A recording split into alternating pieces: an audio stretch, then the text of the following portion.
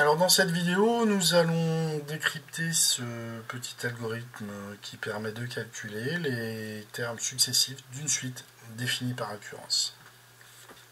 Première instruction, U égale 5. Alors attention, je vous rappelle qu'en informatique, le signe égal n'a pas du tout le même sens qu'en mathématiques. Le signe égal ici correspond à ce qu'on appelle une affectation. Alors une affectation, c'est quoi? Eh bien, je commence par créer la variable U, qui n'existait pas, et je vais mettre la valeur 5 dedans. Je vous rappelle qu'une variable, c'est un emplacement de la mémoire de l'ordinateur, dans lequel je vais pouvoir stocker une donnée, ici 5, une valeur numérique, et je vais pouvoir faire des calculs avec cette variable, comme je fais des calculs avec une variable en mathématiques, et ensuite, je vais aussi pouvoir la transformer au cours du temps. Très bien. Alors deuxième ligne, ici, for k in range 1, 4, eh bien il s'agit d'une boucle pour k allant de 1 à 3. Cela veut dire que la variable k, qui est un compteur, va prendre les valeurs successivement 1, 2 et 3, et à chaque fois, nous allons répéter ici cette instruction. Okay. Donc, comment reconnaître les instructions qui sont répétées dans une boucle for? Eh bien, tout simplement, ce sont les instructions qui sont indentées. Donc ça, c'est la particularité de Python, indentation. Attention, l'indentation est obtenue avec une tabulation et non pas des espaces. C'est la touche qui est au-dessus du verrouillage des majuscules à gauche, en haut, sur votre clavier. Voilà, alors ici il y a un bloc qui est d'une seule instruction, alors ça correspond un peu à la pince sous Scratch, et surtout on voit la fin de boucle quand la suite d'instructions vient buter sur le retour à la ligne. Très bien. Alors, une particularité de Python, c'est que pour savoir les valeurs que vont prendre le cas dans ma boucle pour, et bien ici on a le début. Alors si on omet de mettre cette variable, ce paramètre début, et bien cela veut dire pour Python qu'on démarre implicitement à 0. Si on ne veut pas commencer à 0, on est obligé de mettre le paramètre de début. Et ici, attention, c'est la fin plus 1. Donc, range 1, 4, ça veut dire les valeurs de k, 1, 2 et 3. Et on va faire ce calcul. Alors, ce calcul, comment le comprendre? Eh bien, on va prendre la valeur courante de u, c'est-à-dire la variable qui est, au moment où on rencontre l'instruction, la valeur qui est dans la variable u, on la multiplie par moins 4, on lui rajoute 2. Et on va faire ensuite une affectation, c'est-à-dire qu'on remet la valeur dans u. Donc c'est à la fois, quand vous voyez cette instruction-là, c'est deux instructions en une, un calcul, puis une affectation. Je fais un calcul avec la valeur courante, j'obtiens une nouvelle valeur, et je le remets dans u. Alors, et voilà, et enfin, en finale, en fin de boucle, quand vous avez fait vos trois boucles, vous affichez. Voyons voir comment, ce que donne cet algorithme, si on le fait tourner à la main. Alors, comment faire tourner à la main? Eh bien, on fait un tableau d'état des variables. Ça, c'est le dispositif algorithmique, c'est-à-dire mes deux variables, que je vais étudier au cours du temps. Je vais étudier leur transformation au cours du temps en fonction des instructions rencontrées dans le programme. C'est exactement ce que fait le programme, en fait. Donc, au début, première instruction, je crée U, je mets 5 dedans. K n'est pas créé, elle n'existe pas pour l'ordinateur. Ici, je crée mon compteur. Pour K allant de 1 à 4 à 3, je commence par créer K et je mets la valeur 1 dedans. Ici, je commence par faire mon calcul. Donc attention, je fais mon calcul avec la valeur courante de U. Pour l'instant, U vaut 5. Donc moins 4 fois 5, ça fait moins 20. Plus 2, ça fait moins 18. Très bien. Je bute sur la fin de boucle. Je reviens là.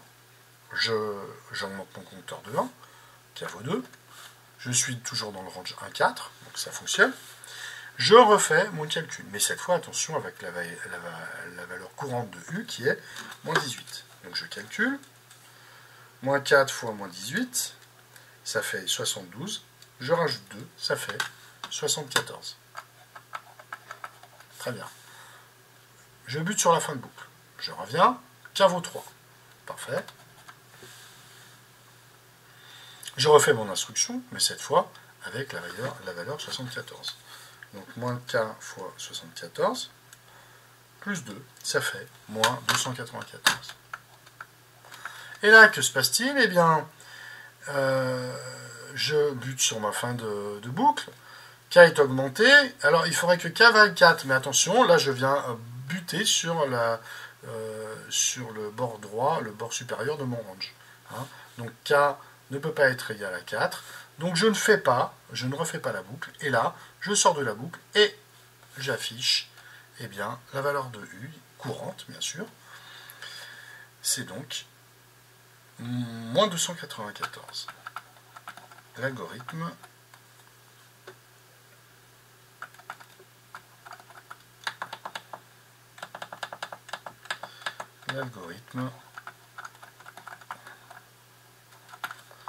affiche moins 294. Alors ce qu'il faut bien retenir, c'est que vous voyez ici, on voit bien que l'algorithme, c'est un processus sans mémoire. On ne mémorise pas les valeurs courantes successives de K et de U. C'est seulement la valeur courante qui est stockée. Hein, on fait le calcul et on remet dedans. Donc pour bien voir ce qui se passe, je vous propose de pratiquer maintenant cet algorithme en Python. Alors ici j'utilise l'IDLE Tony.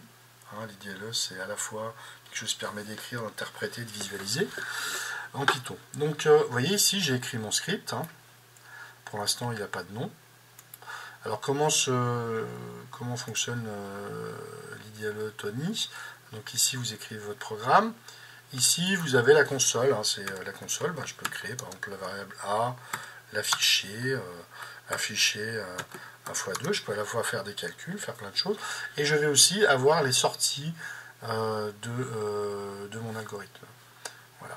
Donc là, ici, vous avez aussi une partie où vous avez des variables affichées au moment où elles sont créées. Très bien. Donc ici, on va exécuter le programme. Donc la première exécution, il vous demande de le sauver. Alors je vais le sauver. Voilà. Vous voyez, là, il est effectué. Il a créé U. Et il a mis. Il affiche la sortie, moins 294. C'est exactement ce que je lui demandais de faire. Bon, c'est pas très parlant, on ne sait pas trop ce qui se passe. Alors ce que je vous propose de le faire, c'est de le faire tourner en mode debug. Le mode debug, il est là. Vous appuyez sur la petite coccinelle et ensuite, soit vous faites F7, soit vous cliquez ici. Moi, je vais cliquer. Donc première chose, regardez. U égale 5. Il crée la variable, il prend 5 et il le met dans U. Vous voyez à droite, là, on voit bien l'état des variables au fur et à mesure de l'exécution du programme, exactement comme dans notre tableau d'état des variables. Donc là, il prend range 1, 4, ça prend la valeur 1, et il le met dans K. Vous voyez, il a créé K immédiatement. Et il va faire cette instruction. Alors attention, là, il prend, regardez bien, il prend la valeur de U, qui est la valeur courante. U, pour l'instant, vaut 5. Donc il fait moins 4 fois 5, plus 2, moins 18. Et regardez bien à droite, là, quand je vais cliquer, poc, il change la valeur courante de U. Maintenant, U vaut moins 18. Il revient, il augmente K, il a buté sur la fin de boucle, il augmente K, K est toujours dans le range, hein. K c'est dans le range 1, 4, donc il fait le calcul, mais attention, là il fait le calcul avec la valeur courante, qui est maintenant moins 18. Donc moins 4 fois moins 18, 72, plus 2, 74, et regardez, il va faire l'affectation sur la droite, et voilà, U vaut maintenant 74. Et K était égal à 2. Fin de boucle, il augmente K, je suis toujours dans le range, donc je vais faire ma boucle. Bon ben on continue, vous avez compris. Moins 4 fois 74 fait moins 296, plus 2, moins 294. Parfait. Là, attention, il a essayé d'augmenter le K, mais comme on bloquait sur la fin de range, il s'arrête. K prend les valeurs de 1 à 3 et pas plus. Et donc là, il sort de boucle et il affiche le U. Vous voyez, dans la console, il fait l'affichage tout de suite. Très bien. Alors maintenant, petite question. Si j'indente, vous voyez, j'ai appuyé sur la touche tabulation, j'indente le print U. Que va-t-il se passer? Eh bien, tout simplement, maintenant, le print fait partie des instructions qui sont répétées dans la boucle. Je vous rappelle qu'un bloc est défini par toutes les instructions qui sont indentées. Donc là, il va non plus afficher la dernière valeur, mais il va, à chaque fois qu'il va passer dans la boucle, il va l'afficher. Donc regardez quand j'exécute, il exécute successivement, il affiche successivement moins 18, 74 et moins 294. Alors, vous allez me dire que K, là, il sert à rien. Effectivement, j'aurais pu mettre loop, ça marche aussi, vous voyez, ça fait la même chose. Donc K, pourquoi je le mets là? Parce que tout simplement, imaginez que là, on a une correspondance entre K et l'indice du terme de la suite qui est calculé. Si je mets K, U, eh bien vous allez avoir tout simplement U1 qui vaut moins 18, U2 qui vaut 74 et U3 qui vaut moins 294. Voilà. Donc je reviens une seconde ici. En finale, on a U0, vous voyez, U1, U2 et U3. On peut les afficher avec l'algorithme. Alors ça, on peut estimer que c'était K égale 0. Donc en finale, j'ai bien un algorithme ici qui va afficher, calculer et afficher, si l'on veut, les termes successifs de la suite U0 égale 5